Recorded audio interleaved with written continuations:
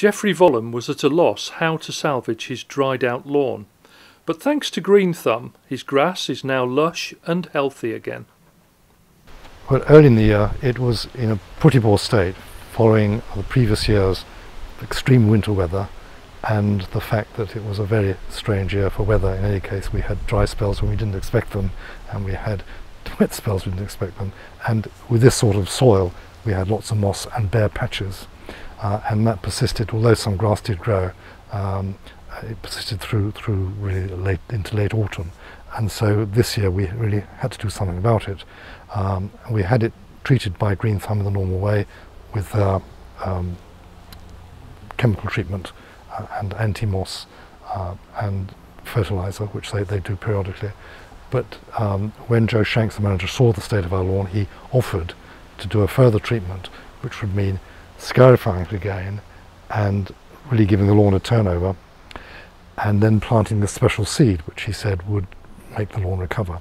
All we had to do was, once that would be done, and he did in April, would be to water it regularly, every day in fact, and we watered it for about a period of 2 months or so, first with a sprinkler, and then we watered it by hand with a handheld sprinkler, and that really did the trick. I watered it so with these sprinklers that, you know, they do that and they cover a certain area, but once the ground is moist and you can see the grass is moist, you don't need to put too much on. So once that was done, I moved it to another area, and the lawn you could split up into about 5 or 6 areas where the sprinkler operated, and then you would cover the whole lot, you see.